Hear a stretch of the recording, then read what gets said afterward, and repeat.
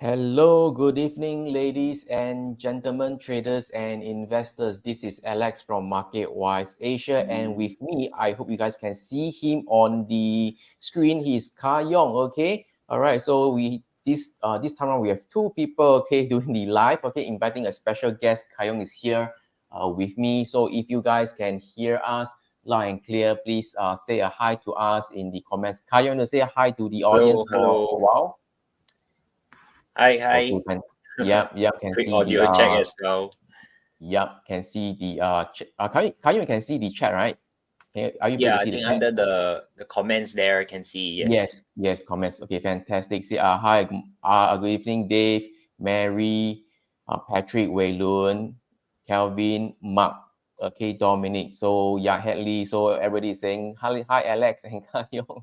Okay, fantastic. So I think it has been a while since I last did my Facebook Live. So I think about 2 weeks already. So before that was the Market Insights Virtual Summit, where Yong was one of the invited speakers as well. And after the summit, okay, the following Thursday was the Summit Booster, okay, face-to-face in-person session. Okay, that's with me and with Jay as well. So it has been 2 weeks. I hope you guys do miss me. If you don't do miss me, okay, just entertain me. Also, just say you miss me. Make me feel happy also can, okay.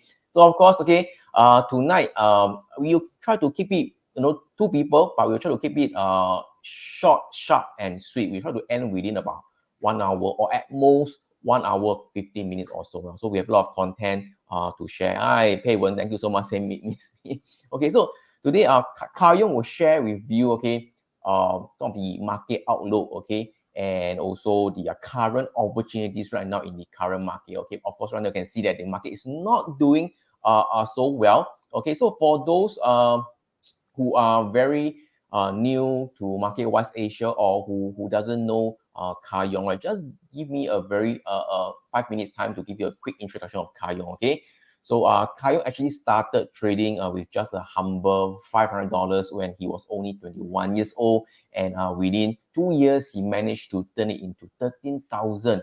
And owing to his success, he was featured on many media such as Channel News Asia, Money Ma Young Investor, and awarded the most popular FX trader in Malaysia and the top Forex analyst in Asia by Wiki FX in 2019. And today, right, Yong is financially independent through trading and investing in the financial market. So, and as mentioned, I'm very happy to have him today. So, Yong, okay, anything to say in the audience before we kickstart this session? Yeah, so it's gonna be quite tight in timing. So I'll be sharing with you straight to the point, and then of course sharing with you the future direction that I think it's opportunity that definitely you need to be paying attention to. Okay, fantastic. So before we kickstart this session, right, just want to give a shout out first. Okay, give us a like, share, or comment if you are online, because we really appreciate that. That will also let Facebook and YouTube algo know that you want to listen to our content, watch our content, and engage with us, so that in the future, they will show you our content. Okay. So with that, I will hand over the stage to Yong. Yong have a lot of things to share. I already know what he's going to share already. So I also want to hear his opinion as well. Okay, so all to you, Yong. I will come back to you in just a short while. Okay, cool. Are you able to share your screen, Yong? Or do you need? Yes. Okay. I think you need to approve that. Yeah. Okay, good. Okay, so I think today's because Alex say, I'll take up the first portion, which is about 30 minutes. So I'll jump straight into the market, and hopefully most of you, I hope, right, joined the summit last session. And I talk about, the framework, core, direction, time, and price. So hopefully if you join it, you still can refresh a little bit that framework that we talk about, because that's actually a very direct application to what I always do in the market. Right. So today I'm going to cover quite a wide range of asset, from FX opportunity to commodities, which is very, very popular, gold. I'll talk a little bit about S&P, though I don't really actively trade the index. I'm more like investing in it. I'll talk about the direction, what I have in terms of technical analysis perspective on S&P. And then we'll talk about Bitcoin here as well, okay? If you are not into crypto investing, I think you still want to pay attention to Bitcoin. I mean, recently, there's a huge movement in crypto space. And in fact, in October, the biggest profitable trade that I got is actually from BTC itself. Okay, so good. I'll start off with giving you a broad picture of where I'm coming from first, because that's going to give us a backdrop from a macro perspective, right? And of course, if you're keeping track with what's happening in the financial market, I think the Fed is potentially talking about one more hike and maybe pausing it for a while, and then maybe next year we're going to start talking about cutting rates because of recession and things like that. But we're definitely in a very tricky environment, okay? Because data seems to suggest that U.S. economy is still pretty resilient, and that kind of like counterintuitive a little bit, where people talk about recession is coming. Okay, and that's the part where you can see the market assets are actually reacting to it, right? S&P is dropping because if interest rates are going to maintain at the relative high environment, it's not going to be so beneficial to equities, right? And that's where we kind of see a little bit of relationship. And then another perspective from a macro point of view, right, is actually from Bank of Japan, because when they first introduced this term called helicopter money, they're basically digging their hole and then digging deeper and deeper and deeper. And then this year, they kind of really experience the effect of it, because every banks are hiking rate, whereas the Bank of Japan is struggling. They can't really go into, aggressive tightening and hiking rates. the yen actually weakened a lot. So right now they're at that point in time where, you know, the Bank of Japan is considering maybe they're going to intervene and things like that. So the dollar, which is the Fed, as well as the yen from BOJ, is going to give us a very exciting macro backdrop going forward. Okay, so you can actually see my screen right now is actually the dollar yen. I'm tracking this since the start of this week. You know, we talk about direction, we talk about timing, we talk about price, right? Direction wise, I'm actually very, very much interested in only sell setup and opportunity in the dollar yen. Okay, the main fundamental backdrop again comes from the Fed potentially cutting rates, devaluing the dollar, and potentially the Bank of Japan needs to do something to intervene the yen. Okay, so that will come in a very nice mix. Let me very quickly show you a higher time frame perspective. Okay, so on the daily chart over here, you can see that we are actually entering the area which hit the previous high back in October 2022. Okay, and we get a massive sell off after that. We are currently kind of like testing it, right? Like poking through that zone. And for me, there's no reason to be really focusing on a buy at where we are right now, simply because the upside may be quite limited, whereas you can actually see the downside is really, really huge, right? You don't even need to target like all the way back at the previous low. I mean, halfway point is more than enough for us as traders to really capitalize on that. So for me, I'm very, very much interested in dollar yen sell opportunity. You can see that I did have this dotted line across, which is somewhere around 149.80.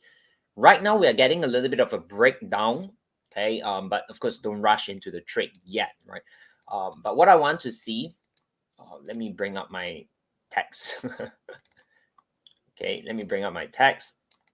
Okay, so what I want to see over here, okay, is that I want to see the market actually break below that level, as I mentioned, impulsively, before we actually consider any sell, right? So moving forward, right, if this week, today, market close and we can see an impulsive move, then next week, if we can get any setup to sell it, okay, which I can cover a bit of the setups during the summit as well, then that will be a very nice little sell trade. So for me, moving forward on dollar yen in particular, if I can get any sell opportunity, that's definitely something I want to be focusing on, right? So very quickly, let's jump into another asset, which is gold. Okay, so on a daily time frame perspective as well, I'm very bullish on gold. I think that for gold here, long term, going into next year, going into the following year, there's a very good chance gold will actually break all-time high. Okay, not only from gold as an asset itself, but if you combine the perspective where dollar may devalue, so that opens up a huge upside possibility, and of course, with potential shift towards, I would say, away from dollar dominance, right? We're talking about de-dollarization and things like that. Gold right now would probably be one of the safest asset beyond the dollar. So upside is definitely there. So if you are taking a look at opportunities to get involved in swing trades or even position trades, okay, I'm personally waiting for a pullback towards area somewhere around 1950, 1940. That will be the key area for me to look for an opportunity to get involved in gold buy trade again. Okay. Previously, I was able to get in here together with, you know, some of our traders, but I kind of got out here, right? I kind of missed the entire move, but that's part of trading. Simply because I thought that this would give us a tiny bit of a pullback, but it did not. So I got out and then it just rallied without me, right? So if I get an opportunity to get in, that's where I'm going to look to buy gold again. Okay, so I think gold quite straightforward. Okay, if you get a buy setup, you get a condition and a criteria according to your strategy, right? You can get involved in the buy. We are looking at beyond 2080, right? So 2080 is that previous high. I think you can easily go above that. Okay, so that's on gold. Okay, so do keep an eye on that. I think long term, moving forward, that's definitely a very, very worthy trade to keep an eye on. Crude oil here, I'm also looking for an opportunity to actually sell it. Okay, not a long-term trade, because if you're looking at crude oil, selling a commodity that is in use, right? There's a function, there's a utility such as oil. You don't want to sell it long term, because it won't drop forever because of, when price gets too low, the demand will kick back in, right? And then the supply will get cut because the producer will think that it's not worth producing.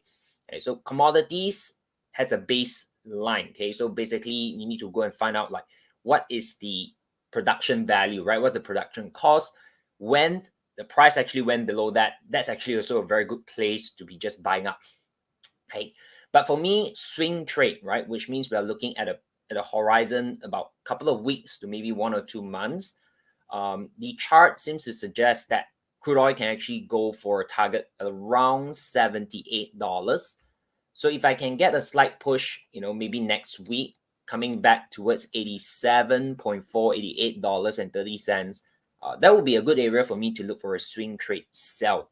Okay, so this is a little bit more of like the midterm, right?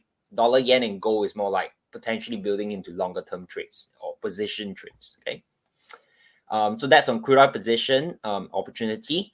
And then S&P, okay, I think majority of you guys, together with Alex, right, talk a lot about equities market. So I don't trade S&P as I mentioned. I'm more of like long-term investing into individual stocks as well as building portfolios. So I don't trade them, week to week or even day to day. But for me, S&P is a good overview of the entire equities market to know, should I be aggressively adding to my portfolio, or should I be a little bit conservative, wait for the better time to, stack up, and what we call dollar cost in, right? So technical analysis wise, right now seems to suggest that we either can get a little bit more to the downside if you can get a kind of like a wedge pattern. I call it a crawl pattern. Then I think that would start to indicate a possible bottom for us to see more upside. Okay, but you want to be very, very careful because right now what I'm seeing here is that if this builds correctively to the upside, and price basically continue to respect this channel, I'm not surprised if we get another dip towards somewhere around 4,000 level.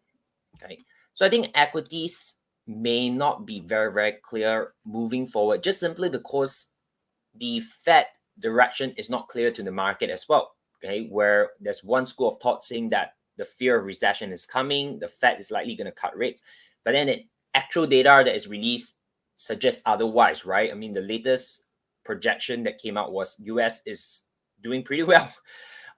So with that kind of like not really clear direction, equities market are not going to give you a very clear sign as well. Okay, so bear that in mind. Again, we are, whenever we look at the financial market in terms of different assets, they do have some cycles, right? Certain years, certain asset will perform very easily. Certain years, certain asset will actually struggle. Okay, so I think, since post-COVID, where we have inflation concern, where we see the banks actually hike rates, this kind of environment is where equities market kind of like ding dong quite a bit, right? You need to really pay a little bit more attention to maneuver around in this kind of environment. Okay. Now, very quickly, last one here I'll cover in terms of the asset is BTC.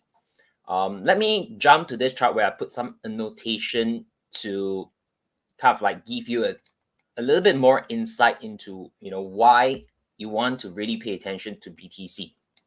Okay, not like this week or next week, but in the horizon where you may want to still allocate a small portion of your capital, of your investment into Bitcoin as a form of like high risk but high return. Okay, so if you're not familiar, Bitcoin has this thing called halving. Okay, basically it's like cutting supply, and then if demand remains constant, you play around with that supply and demand concept, then prices will shoot up. Okay, so let me bring you back to the previous halving that happens back in somewhere around May 2020. Okay, the next halving is targeted somewhere around April next year. Okay, so what I did in the projection over here is based on where we are today, building into the next halving. It's somewhere around 175 days. Okay, this is a weekly chart. Okay, so it's about 25 weeks. All right, building into the next halving. So what I did over here is I marked out, right, from the previous halving 25 weeks prior to that, what was the pattern? And then 24 or 23 bars later, okay, which is 23 weeks later after the halving, what was the reaction in the market price? And then post after that, okay. So you can see, right, building into the halving, 25 weeks before that, we did see Bitcoin actually came down, okay. So what can we expect over here? Of course, would it also pull back around 60%? I don't know. Okay. But this is based on historical pattern. Before the halving, we actually saw Bitcoin drop 60% before the major rally. Okay. So this can give you some idea where, okay, if you're gonna plan for it, okay, don't buy in on Bitcoin with your entire portfolio first, right? So I'll give you an example. If today you want to allocate, let's say 10,000 into Bitcoin portfolio, don't go all 10,000 here, right? Because you want to prepare in the event where it might drop 60%, right? So you want to actually have different layers to scale in, right? So suppose this really comes back down like that and then this push up.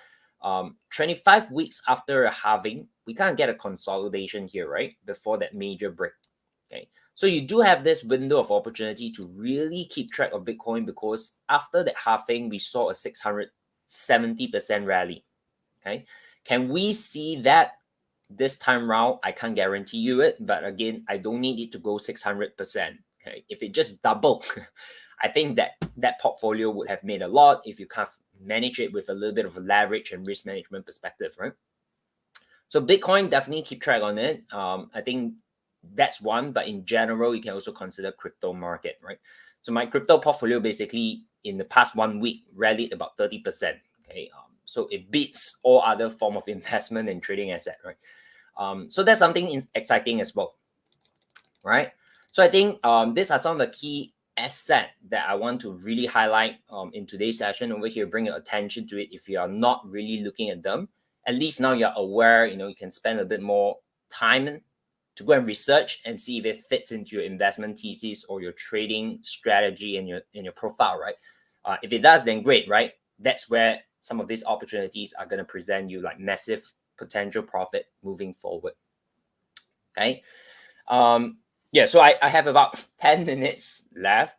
From my side, I also want to very, very quickly, I do see some question as well, I think from Darius here.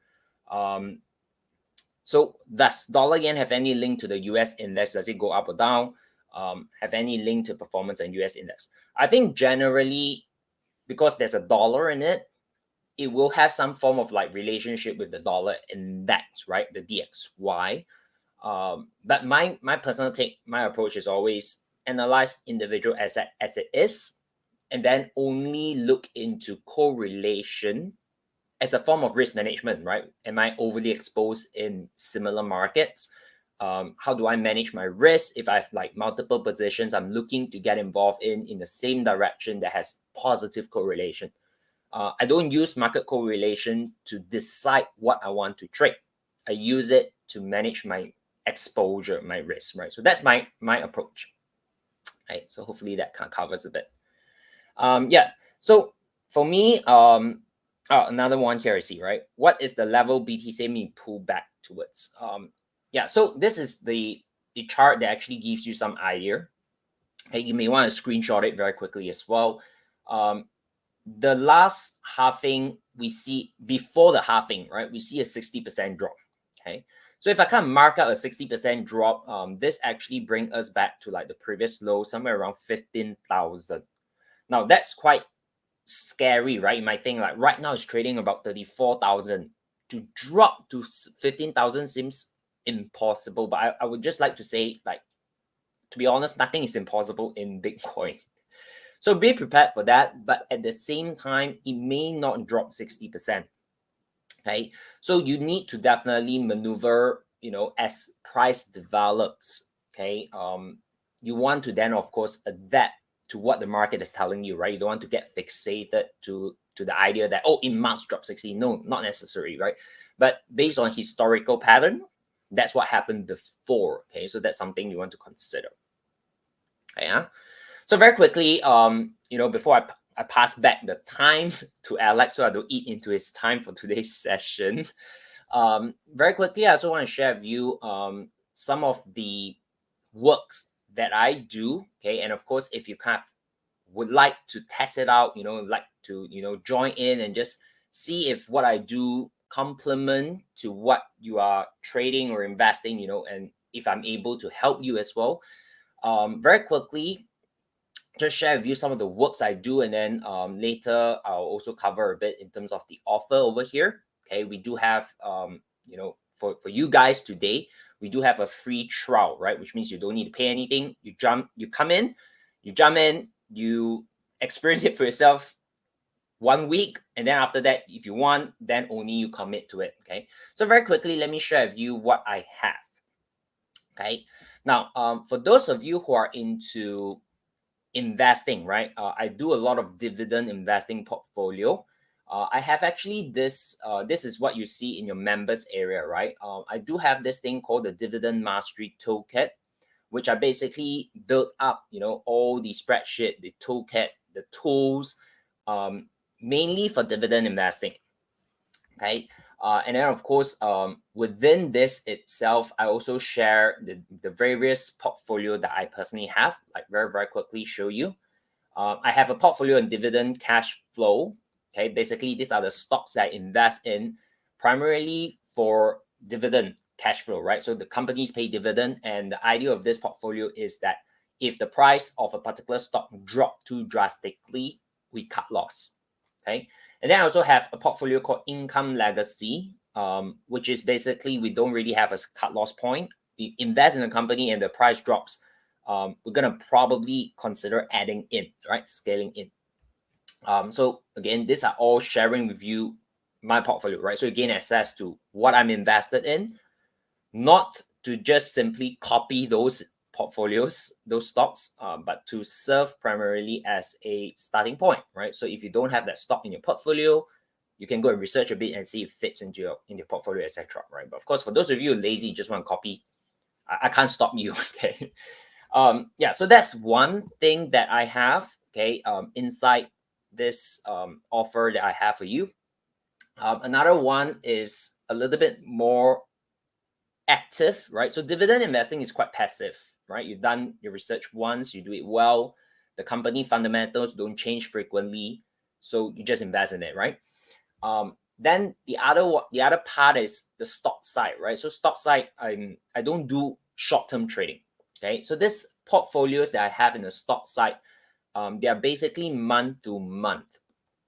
Okay, so I don't look at it almost every other week, but we look at it from month to month perspective. Right. So inside, again, I just highlight some of the key things. We have this tracker here called sector performance. So basically, you can see, today, which sector is actually outperforming the general market. So very quickly, you can see, technology is still outperforming. Consumer discretionary sector is actually not that great. Okay. So this gives you an idea, again, for those of you who are more like traders. You can then seek out opportunities to buy within the technology and utility sector, stocks within there. And then you want to look out for sell opportunity around the discretionary, consumer discretionary, or even, negative 0.8 around the industrial sector. Okay, so this kind of give you that. And then within this, I also have, various portfolios that I built in. Okay, so these are, again, for example, momentum trades, right? Basically, this one here is looking at NASDAQ.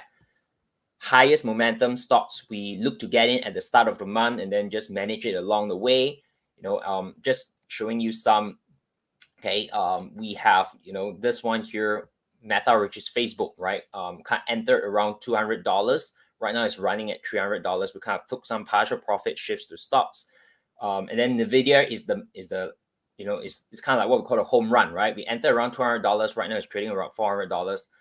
We basically exited multiple partial profits and we're just letting this run as far as it goes, right? So that's the whole idea about momentum trades, right? Then we also have, portfolio rotation, okay, which is basically right now we're rotating out of SPY. You can see here, this is 26th of October, yesterday. So basically when the market is not performing, we'll hold cash.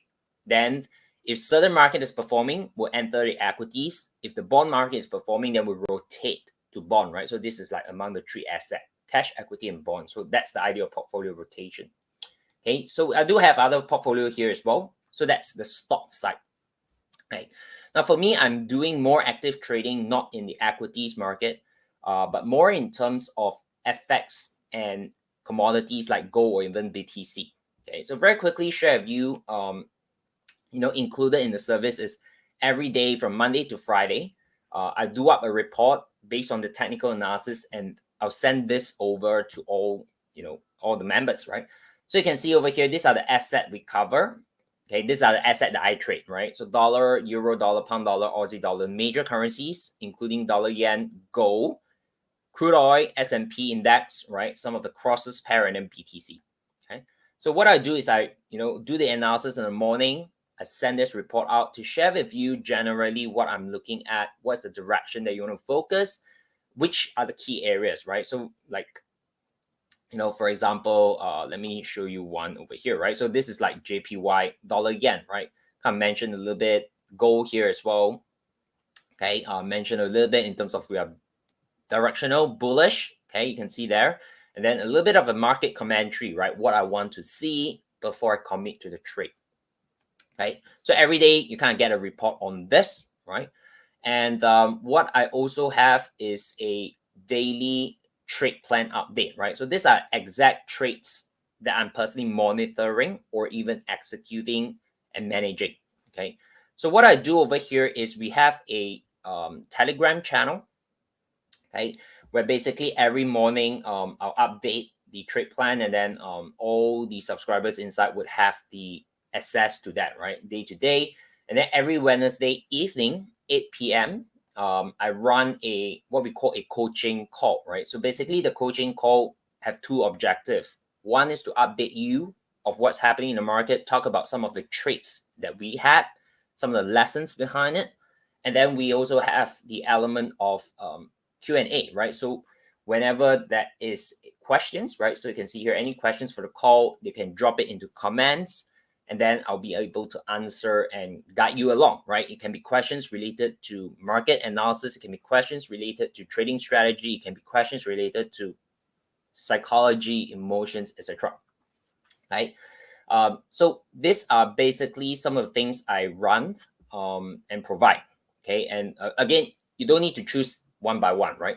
So basically, the offer together where we put is that you're able to get all that I've described so far for a free trial for 7 days, right? So you don't need to pay anything. You try out everything. You get access to everything for 7 days. And if you want to continue after that, then only you commit to it, right? If you don't and you feel that, okay, that's not something for you, then that's it, right? You can just say, oh, I don't need this after the 7 days, and then you just cancel before that payment, and then that's it. Nothing will be charged on you. All right. So yeah, I think Alex has the link. So for those of you interested, hey, oh yeah, the link is there already. You can actually click on the link and just go through, register your account, right? Go through the 7 days, really explore it. So you have an opportunity to even join us in the call next Wednesday, right? To really experience the entire thing that I've just described. Okay, I posted the link in the comments. Kayong, you want to maybe just show them the checkout page to let them see what they can expect? Yeah, Okay.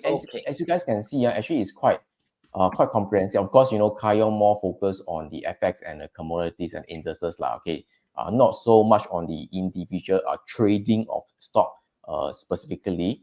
Okay, it's unlike me. Okay, so it's different kind of perspective and such. Okay, all right. So if he has also a lot of things that dividend, it's quite comprehensive. To be honest, I'm inside. So every morning I receive his email as well from his trading dose. Yeah. So basically the link will bring you here, right? So if you take the a la carte version on my public links, you add up everything, it's actually close to SGD 2000. Okay. But with MarketWise Asia with Alex, we're actually doing at 597 SGD.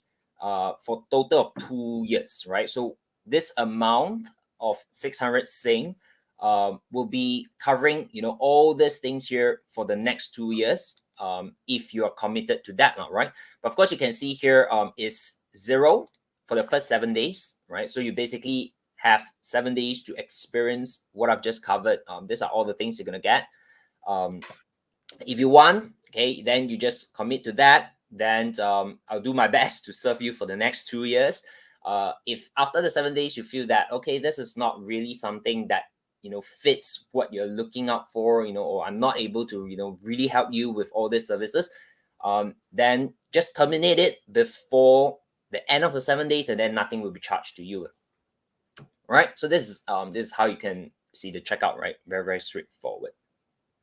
Okay, so I'll pass it back to you. I don't want to eat into your time okay, too okay. I much. mean, before you go first, I mean, we still have some time. Any question from the audience or not? So we just answer a few questions.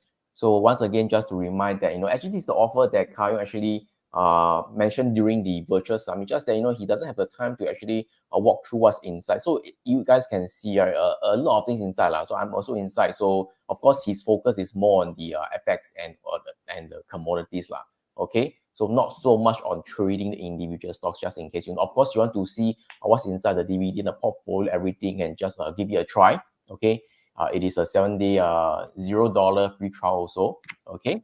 All right. I posted the link once again in the comments in the chat. Okay. Whether you're on YouTube or on Facebook. Okay. Any other question for Yong before I move on to my session? Any other? By the way, I kind of interested on what's in the Yong commentary on Bitcoin. So I didn't really explore on the halving thing. So but short-term was, it is quite in line with me. I think it is a short-term pick for Bitcoin. And actually Bitcoin has been quite generous with me. Okay, I'm there also make quite a bit from this recent rally. So that later I will share more. So yeah, I'm not not too bad. So hey, Kyle said he made quite a bit. So it's not too bad for me as well. Okay. All right. So I think no question now. Okay. So no question. Okay. Hi, Kayong. What's your confidence that the BOJ will raise interest rate finally in the coming BOJ meeting? Oh, okay. I think the chance of, I wouldn't consider them raising rates for the next coming meeting. But they will first, central banks have generally 3 things that they can deal with, right? The first is, of course, interest rate. They can raise it and cut it by doing it actually, really raising and cutting it. Then the other one is a little bit more towards like what we call tightening and easing policy, right? Whether they print money or they print less money, and they actually do it. And then actually there's the third thing that while we don't really talk much about it, most of the time the banks actually use that quite a bit. It's actually a little bit what I call language. Okay, so what they can do is they can hint to the market and see how the market react to what they hint first, right?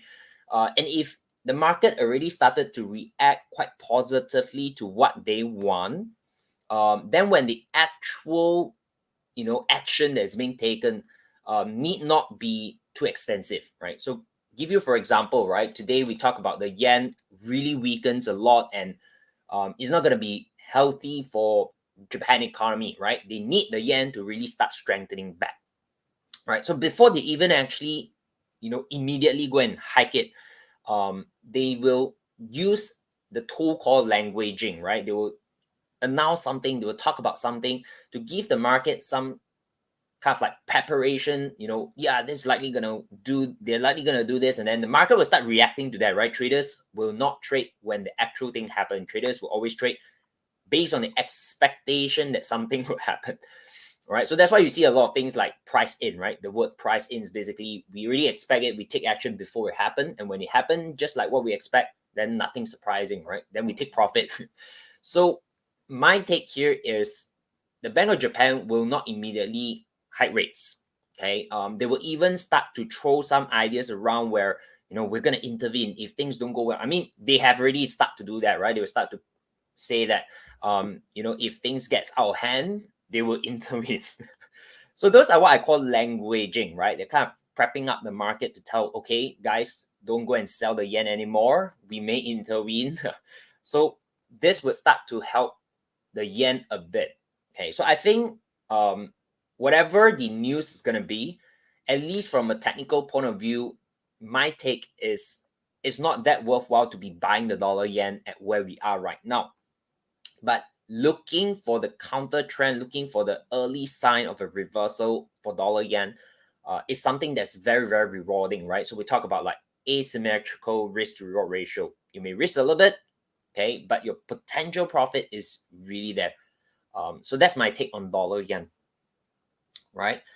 Yeah, so very quick one here. I see another question, right? Which range will you start to consider selling the dollar? I mean, we are there already, okay?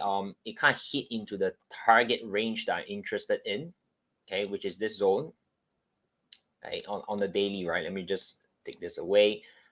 You can see that's the week I'm interested in, right? And we're basically there. We're starting to react, okay? But I always say you don't want to just sell it because the market is coming down, okay? You need to have a setup, okay? So the summit, I talk about direction, price, and timing, right? Direction wise, I'm clear. I'm not interested in buy, only interested in sell. Okay, so that's like done, check. Okay, then I also need to be timing it well, right? I cannot just sell anywhere. So what I mean by time is I need to be very clear what I want to see based on my setup, based on my strategy.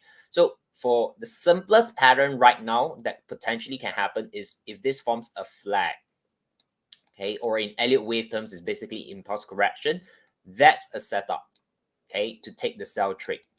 Whether this is going to be the massive drop, or not, I think at where we are right now, if we can get a valid sell trade, a valid sell setup, I'm willing to take that risk to sell it, right? If it doesn't go, I managed to make kind of like break even that trade, fine, I'll look for the next sell, okay? If I didn't manage to get break even, the market doesn't go, it goes against me, I cut one trade losses, two trade losses, is fine. Because when it really starts moving, it's a very easy trade that I can recuperate like maybe one or two losses, right? Based on the risk to reward ratio. So that's my perspective on dollar yen going forward, right?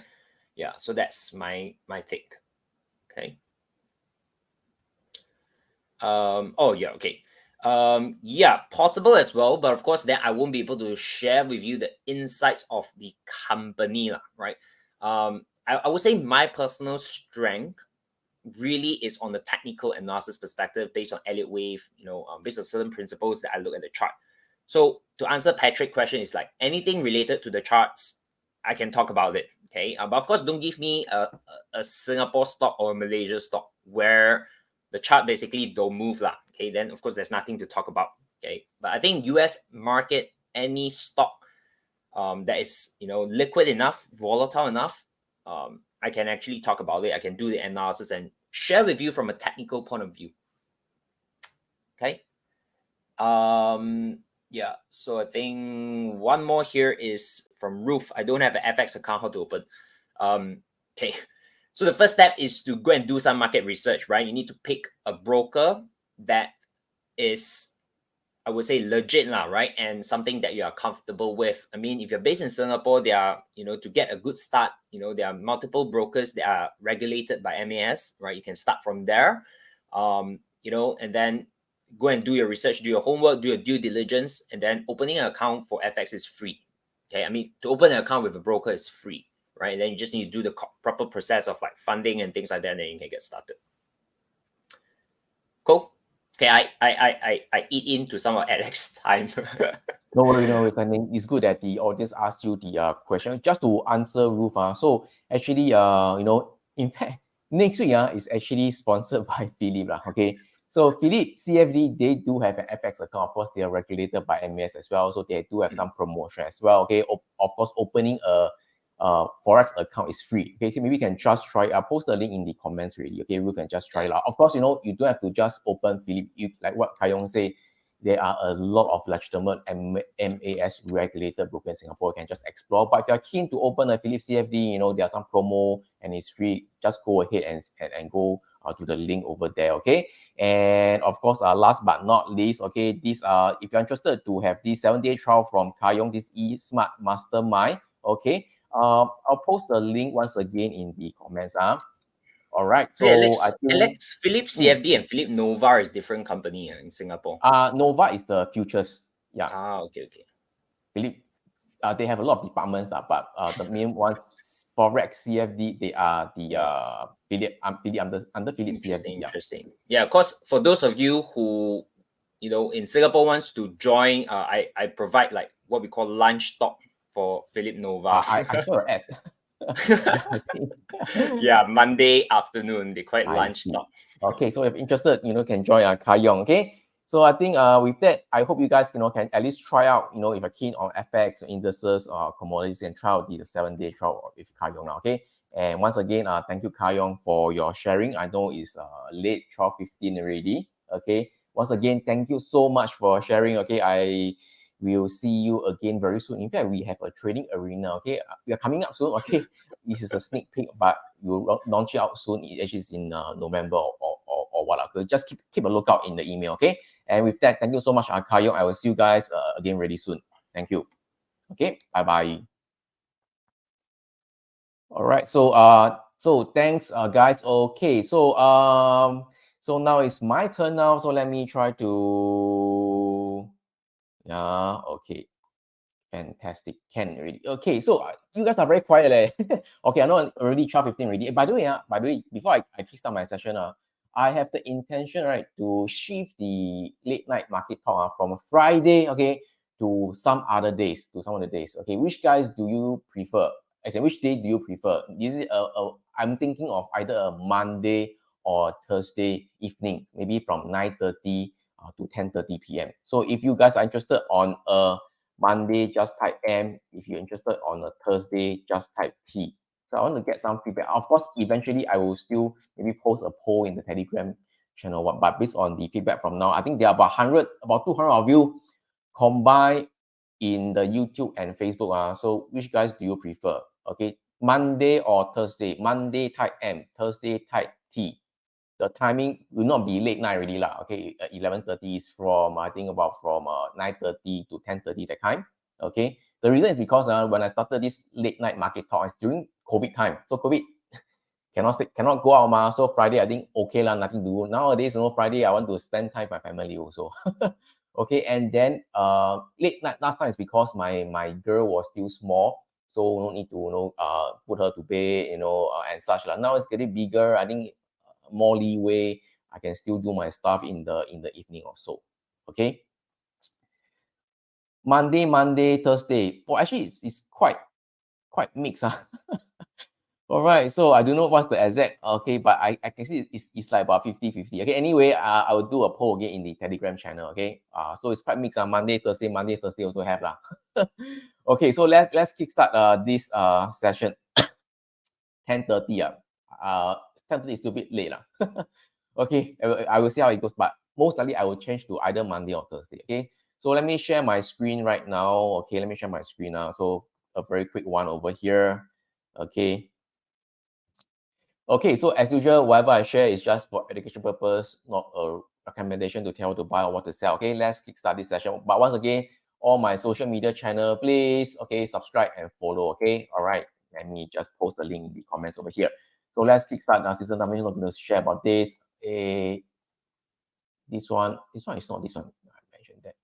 Okay, so before I go into that, okay, next week, important data you need to know. Okay, important data you need to know. This is the Forex Factory calendar over here. I'll post the link in the comments over here. So next week, there's this FOMC meeting. Okay, so next week on Singapore time, okay, Thursday, that's Wednesday midnight, after midnight, okay, Wednesday midnight, that's 2 a.m. Thursday, Singapore time, 2 a.m. FOMC statement, which means that the Jerome Powell, the Fed chairman, will decide whether to increase rate or stay put with the rate. So this is the Fed Watch tool over here. I won't post the link again already, so I'll just share with you guys over here. So for the 1st of November over here, right, okay, you can see that most likely it will stay put about 99.5, near 100% chance, okay, all right. So there's a stay put to between 5.25 to 5.5%. So no change in rate, but okay, it could be a volatile. Okay, it could be a volatile session. All right, so we will see how it goes. And Alex. Can you share on the rebus? Yes, I don't have the time to do it, but I will do it soon. But actually, the CPR, you still can use the current settings. There's one that has everything. Maybe I can't share with you now, but yeah, I'll do one video really soon now. Okay, all right. So let me continue first. A lot of things to share. Okay, and yeah, so right now the market. Let's go to the market right now. The market. Okay, today it is kind of hovering, not going down, not going up. The Nasdaq is up 1.2%. The S&P is flat. The Dow Jones is actually down 0.5%. So it's quite a mixed market right now. But you can see that the RSP, the mid cap, small cap, okay, are actually down today. So market sentiment is very bearish, okay, in fact. So again, just want to ask you guys, right? Maybe okay, for the next, I don't know, 2 to 3 weeks, okay, do you think the market is going to go down further, or do you think the market is going to reverse soon? Within the next 2 to 3 weeks, you think that the market is going to head higher, just type bull. If you think the market is like, xiao liao, okay, this time it's going to crash big time soon, okay, just type bear in the comments, okay, just type bear in the comments over here, okay. All right, so before I go into that, right, just continue to share your input over here. So a lot of you are bear, some bull, some bear. So just want to share with you guys what I actually mentioned during the summit booster over here. So you guys can see my chart over here, right? Okay, I'm not going to do full screen. I think easier for me to maneuver over here. All right, so I actually mentioned about this AAII investor sentiment survey. Okay, how many of you? Okay, before I go that, let me see the comments first. Okay, well, a lot of bears. So quite a number of you are quite bearish. Melvin say to the moon. bear. Quite a number of, only so few commented. Okay, all right. How many of you actually were with me during the summit booster? Okay, just type boost in the comment. Okay, you were there. I think about 80 plus of you were at the face-to-face session. Okay, I talk about this AAI investor sentiment. So this is the opinion of the investor.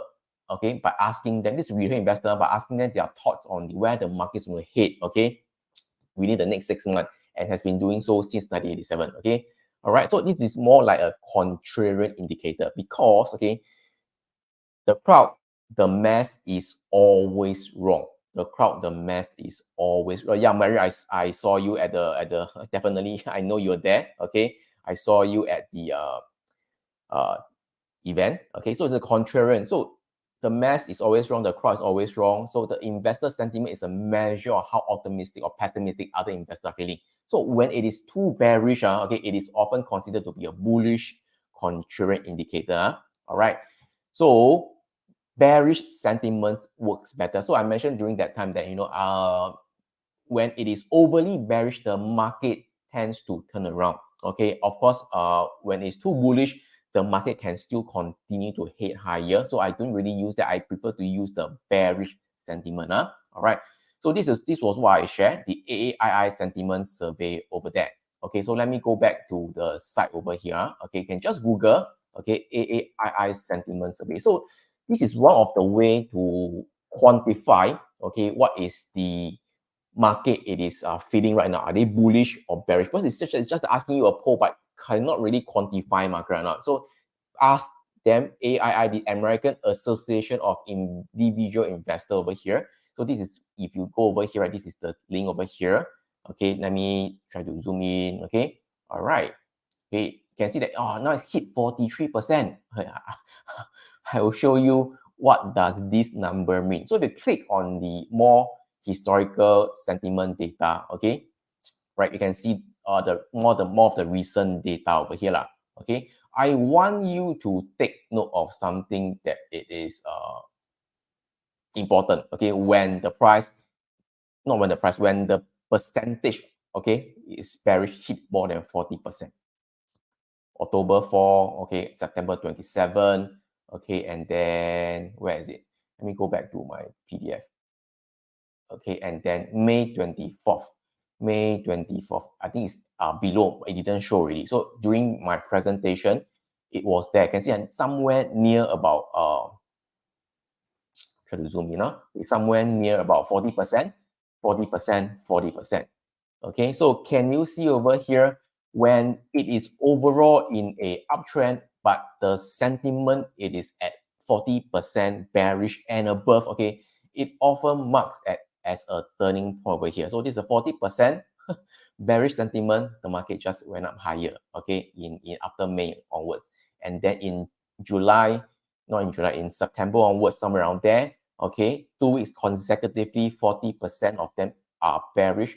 The market at least hit up, okay, at least a turning point went up for a while, for 1 or 2 weeks or so. Of course, before it's coming down. So right now, okay, right now it is at the 40% mark as well. Okay, so a lot of data. So that time I mentioned, right, you can also download this complete historical data over here. Okay, all the way back to 1987. So it's 1980 plus. So that is like more than about 40 years of data over here. You can see that it is still downloading. I really want to show you guys, but it seems that it is downloading really slowly. But meanwhile, okay, it is something new to you guys, this AI investor sentiment. If something new, just type new in the comments over here. Okay, is it something new? Just type new. Or you know that you can download this data, you can see this percentage. Okay, from the site itself. Okay, almost there, almost there.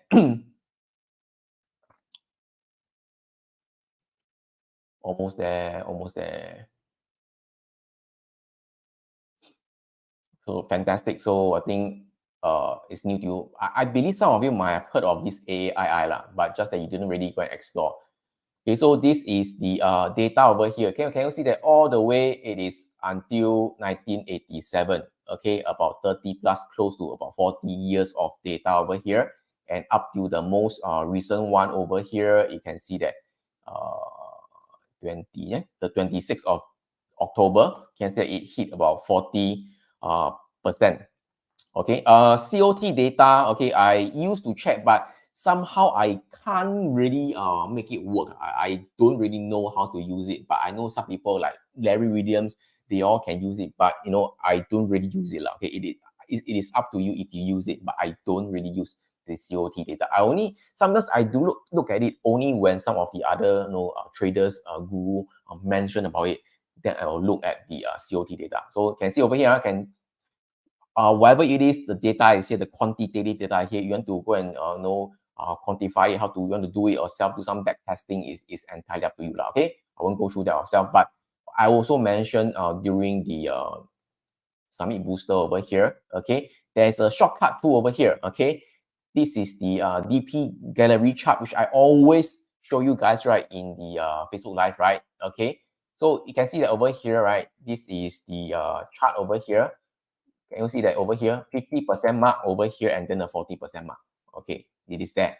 Can you see that is always like the turning point? Can you see that, you know, when it hit the 40% mark, turning point, 40%, 50% mark, turning point, 50% mark, turning point, 50% mark, turning point, 50% mark, turning point. Then if it is in an uptrend, typically around 40% mark, okay, bearish point, it is a turning point already, somewhere around there. Okay, of course, right now it is also a turning point. Okay, but of course, right now I think that we are at an inflection point. Whether it is going to be a bullish or bearish, it is to be seen. Later I will explain more. So I hope this is something new to you guys. But at least right now we know that the sentiment it is not bullish. Okay, 43% really. Maybe in the next week or so that it could hit 50% mark. Okay, then it is really really bearish, and a lot of times the crowd it is always wrong. The crowd is always wrong. So this is the AI sentiment. Okay. So there are, the bull case and the bear case. Of course, the bull case, okay, it is that the sentiment, it is really bearish. There could be a turning point really soon. Of course, whether the turning point is just a pullback, a kind of a short pullback where the market will go down even further, I don't know. Or whether it's really a reversal where the market will continue to go up higher until the rest of the year, we also don't know. But at least we know that when the sentiment is very bearish, there could be a turning point, okay? Of course, there could be profits to be captured at the turning point. Okay, all right. And the bearish case, okay, it is actually this 10 minus 2 year yield over here. Okay, so of course, if you have been following me, you listen to Jay at the summit and such, you know that the yield curve has actually inverted, okay? And, okay, inverted. But it seems like it's going to uninvert pretty soon. When it is below zero, it is inverted, inverted. Okay, so this is one, okay? I have no time to explain a lot of this over here, but just take note that, okay, the gray area here, it is the recession. Gray area here, recession, 1990, also recession, then about the 2001 recession. Okay, of course, the 2008, the global financial crisis, then 2020, COVID period, very short recession. Can see, okay. Can you see that whenever the yield curve inverted, okay, and then, all right, we bounce back to zero, which is uninvert, okay, the market will have a recession, okay, and typically the market will have a kind of a pullback, a correction or a crash, okay, uninvert over here, and then shortly after, especially after 1985, the market will hit into a recession. All right, 2000, okay, inversion, or even earlier, but inversion, then after that revert back to zero and above, okay, after that the market got a recession. Once again in the 2005, 2006, okay, the yield curve inverted, okay, but this time it took a number of years before the recession finally came. Of course, we know it is the 2007, 2008 global financial crisis, okay, and in 2019, near August, there also an inversion over here, and then subsequently there's a 2020 of COVID crash, of course, then the recession now. So right now, can see at the right hand side of the right side, it is very soon. It seems like it's going to uninvert, okay, back to above zero. That could be also kind of a bearish case where, hey, the market might be heading into a recession soon. Okay, this is why you keep hearing, okay, the media, financial news that keep talking about the recession. Okay, people are watching this, but the key thing is, okay, something that's irony is that based on the fundamental data that we are receiving every week recently, okay, like economy, GDP, the unemployment rate, okay, all this, the economy is still pretty strong, okay, it's pretty strong, okay.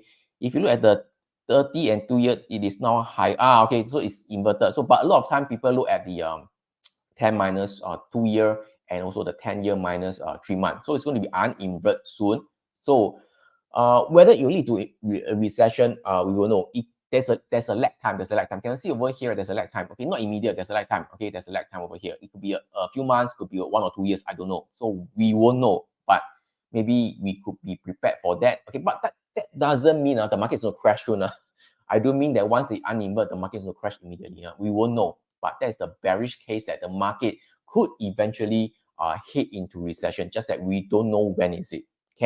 But even though we don't know when is it, okay, the stock market will lead the economy, which means that the stock market will fall first before the US government, the neighbor, will tell us that there's an official recession. Okay, the stock market always lead, okay, the real economy. If you understand what I'm trying to say, just type yes in the comments. I'm trying to rush through because I don't want to stay until too late. Okay, or if you don't mind me to stay until late, okay, I'm there. I can go a bit slower, but generally want to say is that we won't know when the recession will come. We need to monitor this situation right now. Okay, this is the bearish case, okay. All right.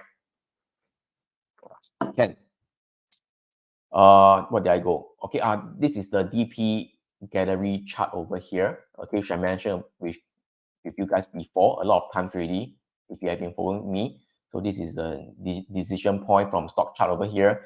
So if you scroll down to the sentiment, sentiment over here, can you see that it actually hit the 40% mark? This is from the AAII data that I mentioned to you just now. So could it be inflection point? I don't know. Okay, we shall see how it goes. Okay, so this is done. Okay, so now back to the market outlook. Okay, so let's head back to the S&P 500 over here. By right now, coming towards the August, coming towards the October, towards the November, the market generally should head higher, but it did not. Okay, all right. But okay, the bull case is that typically, seasonal November onwards, it is a really strong month heading into December. Okay, we still have about a few days away into November. Okay, all right. So I want to talk about the bearish case first. Okay, we are right now really at. I feel that we are really at an inflection point. Okay, inflection point, which means that it's at a turning point right now. FIEC. Okay, here inflection point. Turning point. Okay, all right. Objectively, I want to be, don't have any bias lah. Okay, when it is a downtrend, I say it's downtrend. When it's uptrend, I say uptrend. So you need to realize that I am not a permanent bull over here. Okay, you realize that for the past, since the start of the year, I have been really bullish. Okay, right now I'm not so certain right now. So don't always say that, hey, Alex is always bullish. No. So right now I'm a bit uncertain. To be honest, I'm really a bit uncertain right now. Okay. Can you see that objectively, at the start of the year, okay, when the price went above the central pivot range for 2 consecutive months, that's when I say that in May, okay, when price is above the central pivot range for 2 consecutive months, I say, hey, maybe the uptrend is here, okay, we should look for an opportunity to go long. I don't know how many of you still remember, okay, but I really said that, okay, you can look through back to my Telegram channel and also my Facebook Live. So we got a very good run, okay, until August, okay, where it was typically seasonal. Seasonally, it was not a very good month, okay. All right, and then what's that star signal about? His secret indicator. Yes, later I'll show you guys also, okay. So August, September has been coming down, okay. So the reverse is true as well. When the price is below the central pivot range for 2 consecutive months, I will be a little bit concerned. Okay, you can see that in August, this is the first month that it is below the central pivot range. Okay, all right, and then this is the second month. Okay, that is below the central pivot range, and right now this is the third month below the central pivot range. So it is not looking so good right now based on just the daily time frame.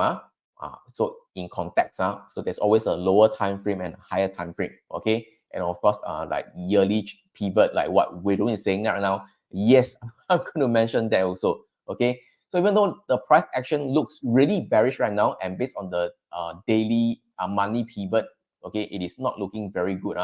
But if you add in the yearly pivot, okay, we are still generally okay. Okay, can you see that we are still above the yearly pivot point? Okay, I mean that for the S&P, it is below the yearly pivot. Okay, but we are still above the lower boundary central pivot range over here.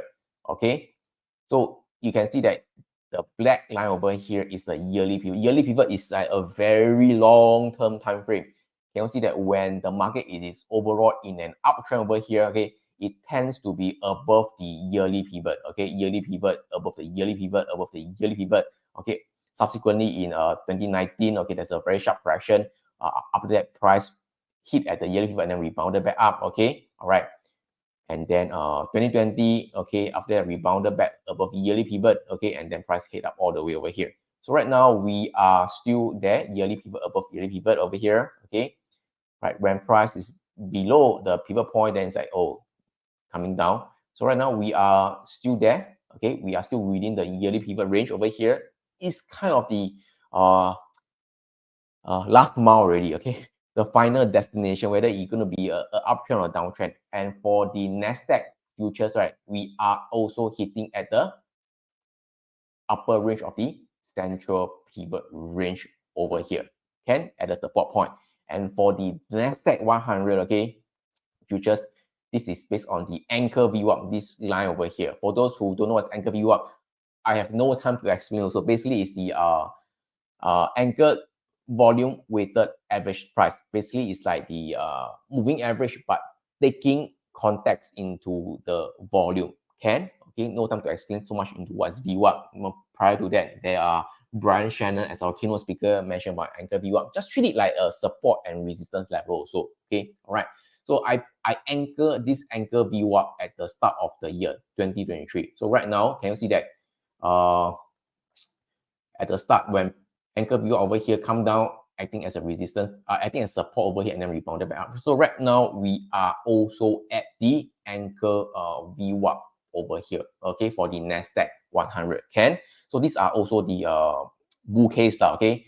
And then for the S&P, the anchor VWAP, it is actually below the anchor VWAP already, if I'm not mistaken. Yeah, it is below. So can you see that price actually rebound at near the anchor VWAP, stage a rebound, but hit the central pivot range and then come back down. But right now we are still struggling at the yearly pivot. We are still there. Can for the big two S&P and the Nasdaq over here. Okay, can long term wise uptrend, but struggling, almost there, almost turning into a downtrend. Okay, you understand what I'm trying to say? So that's why I said that we are at an inflection point. Okay, and if you are looking at the daily time frame over here, I'll just do the naked chart over here. This is my star reversal signal over here. I'm just going to show you the previous 3 times. Okay, not exactly at the exact bottom over here, but somewhere near. Okay, can you see that previously the reversal star signal pay one. That's what I'm trying to show you now. Okay, it is here. Okay, of course price came back down a bit lower and then reversed back up. Okay, by the way, the star reversal signal, this is my own proprietary signal over here. Okay, I won't review what is that, but it is not a magic tool. Okay, and it doesn't tell you the magnitude of the move, so it can just reverse back up a little bit and then come back down. Okay, it doesn't tell you the magnitude. It just tells you that there could be a turning point in the market. If you understand what I'm trying to say, just type okay in the comment. It just tells you the turning point. Okay, just type okay. And then the second star reversal signal was in September, somewhere around there. Okay, and then price coming down lower and then turn back up again over here. And right now, okay, there is also a star reversal signal again over here. Star reversal signal over here. Of course, I won't know whether the market will actually turn up higher or not. But at least, right, it tells me, hey, now is not the right time to short. Okay, you can choose not to buy, but you don't short. There's a difference. You understand my sentence? You can choose not to buy, but you don't short the market. Clear? Clear? Clear or not? Clear? Now it's not the right time to short. Okay, I know some of you might think very bearish, but if you really, really want to short, you think it's really bearish, right? At least you need to wait for the market, to have another kind of a retracement pullback higher. Then you go short. Okay, now is definitely not the right time to go short. Of course, the market can continue to boom, boom, boom, boom, and go down lower. Okay, but I feel that the risk to reward, it is not there. If you go short right now, you are at the risk of the market suddenly, okay, have a turning point and reverse back up. Then you know you're still fucked already.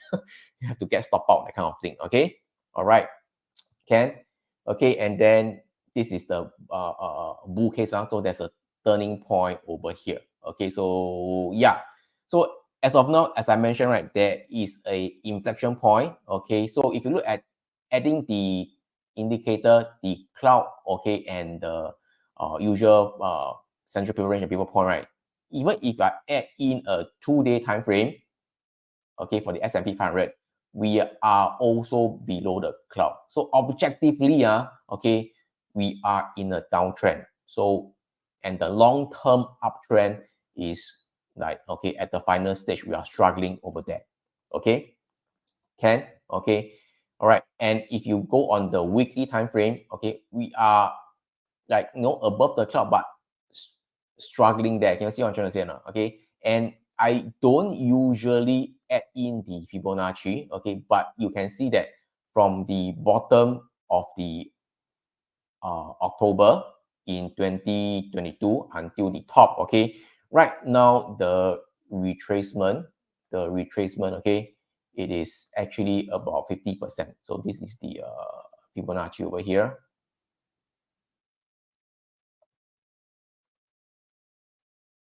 Okay, can you see that? Okay, typically, I'll remove the star over here. We are at the 50% mark over here.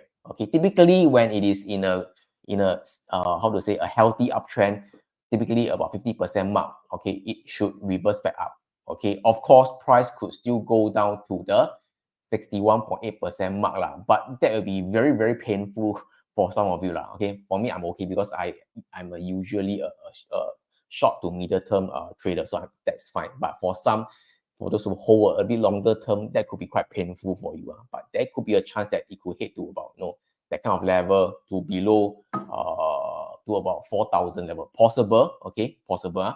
But okay, adding into the seasonal, right? Heading into November, we are at a kind of a final year.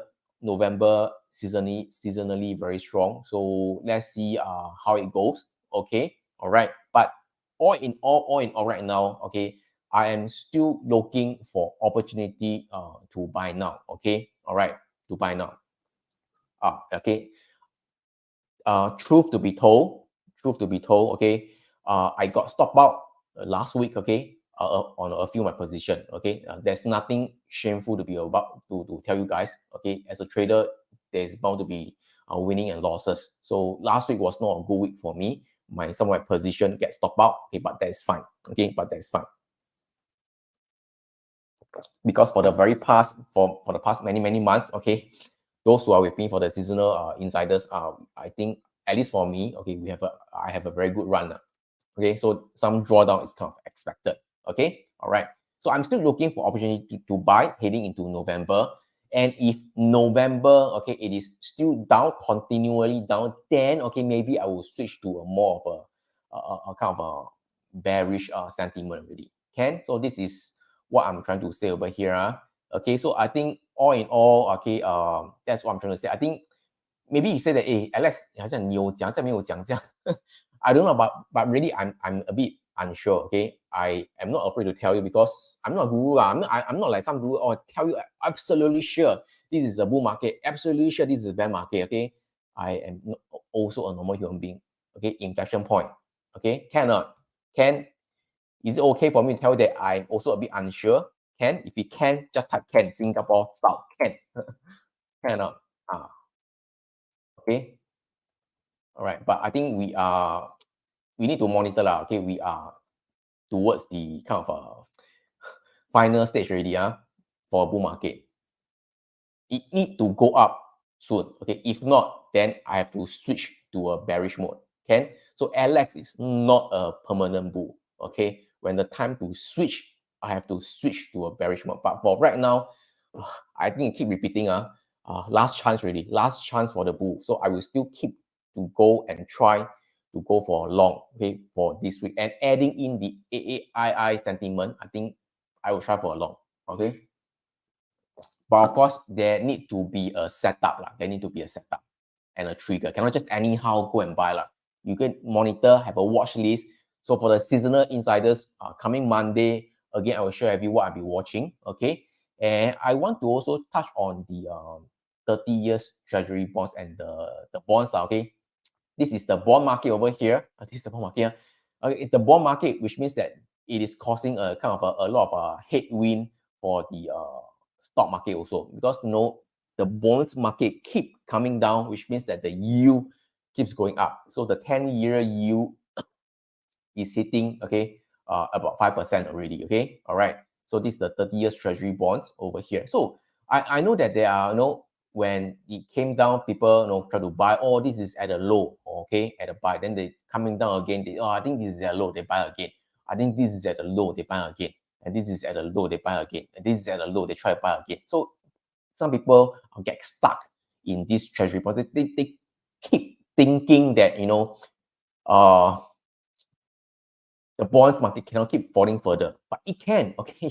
Nobody said cannot, what, okay? We are very well trained, okay, for the past, I think how many years, okay? 30 years or so. This is the,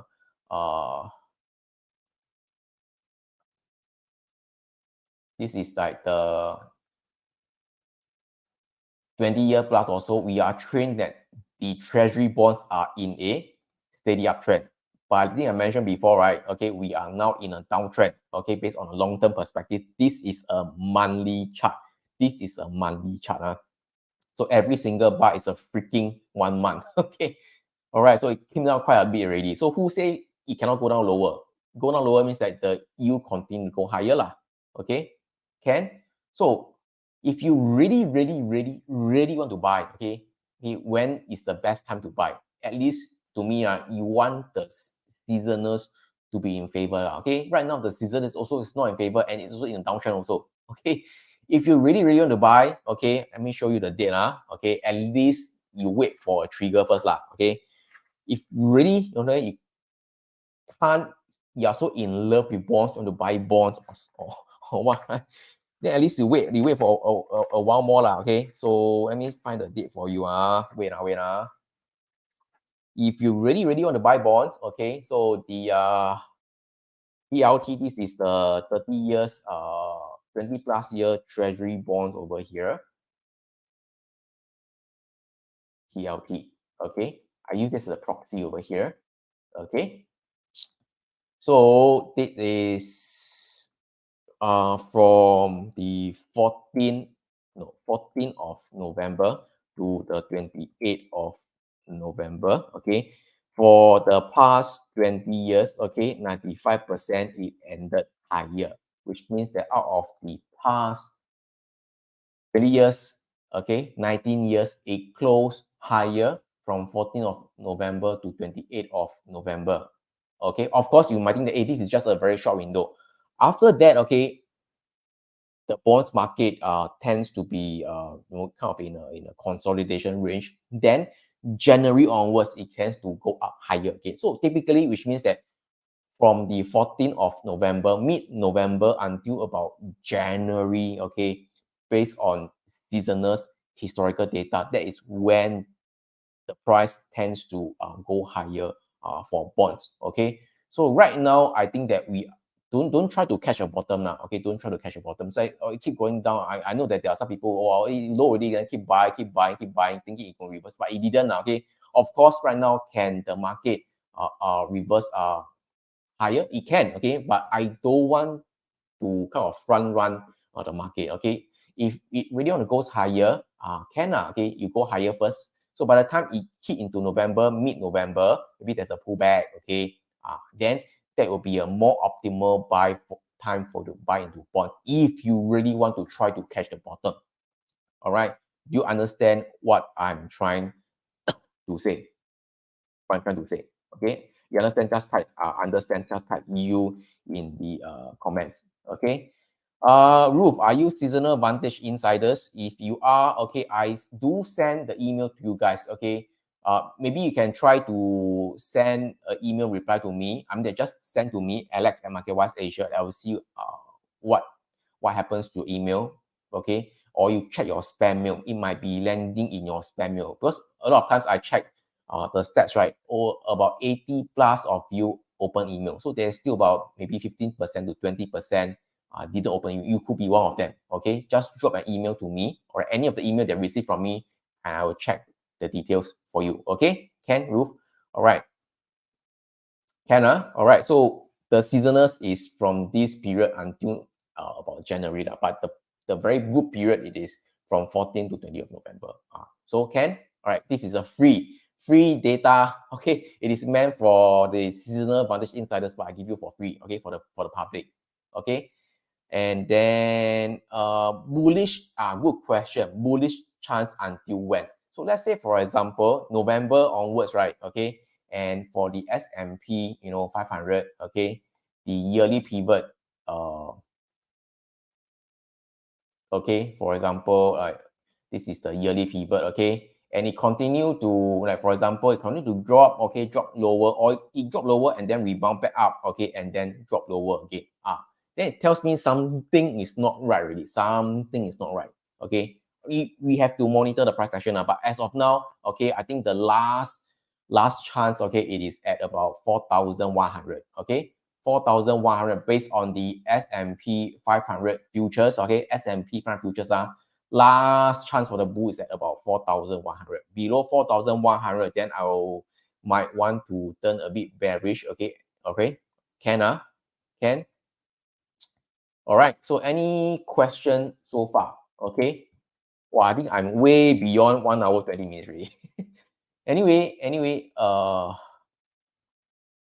do you still want you guys to hear from me or not? Okay, I can still do some case study. And I think I want to, if you want to still hear from me, okay, just type okay in the comments, okay? Pauline said on the mentioned that beginning of enigmatic, which means that downtrend.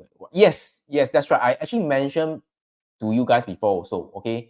I'm okay with the interest rate continue to go higher, but when the interest rate, start to plateau, okay, and then start to go down lower, then I'll be same as Colin, be very careful when you might want to sell already. But right now, the Fed, it is still hiking the rate and actually haven't really plateaued yet because the Fed actually said that they will still want to hike, I think one time or so, okay, Ken? All right. So I think a very quick case study over here. Just just let you guys know over here. I think 2 or 3 weeks ago, remember or not? I said that the goal from 12th of October to 26th of October, the seasonal is bullish. 12th of October to 26th of October. Okay, go 12th of October. Okay, this is the vertical line over here. And in fact, if you can still remember, I mentioned during there, say that hey, there was a watch and risk, I might consider going long over here. So I went long over there. Okay, yeah, as you know, I went long on this day. Sorry, I went long on this day a bit earlier. Okay, and then just continue to hit higher, right? Not too bad, right? But of course, I didn't catch the high lah. Okay, I think somewhere around here I exited already from here to here lah. Okay, all right. And then, so 26th of October, it is here. All right. And you see that it is kind of like plateauing right now for gold. Okay. And in fact, the gold seasonal right now, it is not very good. Not very good for gold seasonal. Okay, it tends to go down. I won't mention the dates over here. And I actually mentioned to some people, right? Okay, the gold miners, they tend to lead the gold. Can you see that the gold miners has already dropped? So I think right now is still not the best time to buy gold. Although I agree with Yong, in the long run, I think gold can still continue to go higher. So, but I think personal view, I think now is not the time. Okay, towards the end of November, December, then that is a better time. Okay, to buy gold. Okay, to buy gold. All right. Eileen Ong, do you mind if you drop me an email? Okay. All right. Email, because I only have Kayong personal email. I don't have his eSmart Mastermind email. Drop me an email. Okay. Then I will send to him. Okay, Ken. All right. Ken, Eileen. So I think gold is not the best time to buy now, right? If you understand what I'm trying to say, for gold, just type G in the comments. Type G in the comments. So for crude oil, okay, so I mentioned that, 10th of October to 14th of November. So just a case study over here. Let's go back to crude oil over here. From 10th of October, 10th of October to 14th of November. Okay, they're still ongoing, but I can see that crude oil, it is not the easiest to trade lah. So even though from 10 October, right now, based on seasonally, okay, it is still below 10 of October lah. Okay, so it is still quite spot on, but not that easy to trade. But personally, I didn't trade crude oil, but I can see that if you really go short, not that easy to come back down, but eventually it came back down. So you can see that even though not that easy to trade, but you can see that crude oil, it still follow the seasonal pretty well. It didn't go higher. Okay, in fact, kind of a plateau and come down lower over here. Okay, and how many of you want to know my view on Bitcoin? If you want to know my view on Bitcoin, just type BTC. Last one already. Okay, for BTC, it's last one already. I think late already. Okay, so for BTC over here, so I think for BTC, I in fact actually sent you guys this, right? I think on Telegram channel. So I mentioned there, right, on that segment, I said that, hey, BTC, I am quite bullish. I think 2 or 3 weeks ago on BTC. Okay, all right. And then during the summit booster, I also mentioned about BTC. I say that I was pretty bullish lah, but to be honest, it was quite a lucky trade for Bitcoin. Okay, it was quite a lucky trade. I didn't expect Bitcoin to go so high so fast. It's too fast and furious really. Okay, so for Bitcoin, you know, my entry point in the cloud and seasonal over here. Okay, back to my Telegram channel I mentioned on this video, right? Based on price action. So during that Facebook Live, I mentioned that, you know, when Bitcoin hit the central pivot range, price came down, cannot go down lower. So that was, I started to be more bullish, and heading into October, it tends to be more bullish for Bitcoin seasonally. Again, can you see? This is based again on seasonality. Okay. All right. Again, I must tell you, seasonals is not a 报价. Okay, it's not a holy grail. Okay, it is just a tool. You still need to wait for price action to confirm. Okay. So for me, the confirmation price action was that, hey, you know, it cannot go down lower. Okay, and then there was a wash and rinse pattern over here. Can you see that? This was the wash and rinse pattern over here. Okay, price actually closed below the prior day low over here and then reverse back up over here. And this was where I entered into Bitcoin, this bar over here. I entered somewhere near the closing price over here. Okay, this is where I entered Bitcoin. All right. So of course, you know, my thesis is still correct. I need to wait for a while. Okay, price hit the central pivot range over here. Can you see that? Hit the central pivot range. This central pivot range is also acting as a support level. Okay, and then price, boom. Okay, and then go higher, boom. Okay, after such a good run up, I have to exit lah. Okay, I have to exit. So I exited somewhere around this this level over here. Okay, this level over here. Okay, so personally, okay, I feel that Bitcoin has reached a short-term peak. How short? I cannot tell you. I don't know. Okay, which means I believe there will be downside move to come. Okay, as sentiment same as Yong, I think some downside move. How low it will go, I don't know. I don't know. We still have to watch the price action day by day, because, you know, recently the Bitcoin price movement is based on kind of a speculation of the Bitcoin ETF. So it could be, okay, sell the news kind of a thing. Okay, when, for example, you know, when, I don't know, it could be next week or so, or next month, when they say the ETF approved, then the sell-off will resume, that kind of thing. I don't know. So I feel that people are just speculating that, you know, it can, you know, go higher based on the Bitcoin ETF. So they front run this ETF news, but it ran up too fast really lah. Okay, so I think that there could be some short-term downside move. So I think this is not the best time for you to enter into Bitcoin. Okay, you understand what I'm trying to say on Bitcoin? Okay, just type okay. So right now, I've exited my position. I have no position in Bitcoin. So as I mentioned, right, Bitcoin, I entered in it is an institutional level. So the size is pretty big. Okay, the size is pretty big. So I'm quite happy with the profit. Absolutely. Okay, so I'm quite happy with the profit for Bitcoin. So for now, it is not looking good. Okay, I think that's all for today. Okay, I think I covered quite a lot of things. So all in all, I feel that, you know, market is at an inflection point. Okay, I'm still looking for an opportunity to go long. Okay, but we have to wait for confirmations to see if there's any trigger to go long today or next week. But if there's no trigger to go long, then I won't go long. Okay, so the S&P 500, okay, if go below 4,001, okay, then I'll be pretty bearish already. Okay, all right. So any other question before I call it a day? 1.5 hours. Thank you so much for staying with me. I hope you guys I hope I provided, good information and value from you guys, and of course from Yong. Okay, do take advantage of his 7-day trial if you want to just take a look and see what he is offering. Okay, risk-free 7-day, and just check it out. Okay. I do have a chat group. I do have a group chat. This is what I have.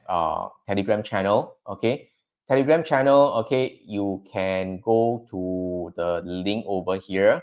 Go to the link over here. Telegram channel. So it's not a group chat. It's a channel. Okay, it's a channel. You can follow me over here. Okay, follow me over here. Any other question? Okay. All right. So if you guys find value, once again, last one, just type value in the comments, okay, so that I know you guys get some ideas, get some knowledge, get some value from me. Okay.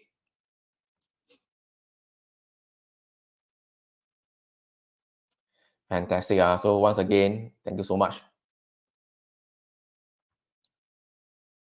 All right, so I think that's all for today. Okay, thank you so much for all the engagement and the value being typed in the chat. Okay, so I will see you guys again next week for the seasonal vantage insiders. Once again I'll prepare the video for you guys on Monday afternoon. So with that, give me a like, share, or comment. Only 38 like. Give me some like before you go off. Okay, and with that, thank you so much. Have a good weekend ahead, and see you guys again next week. Thank you. Bye bye.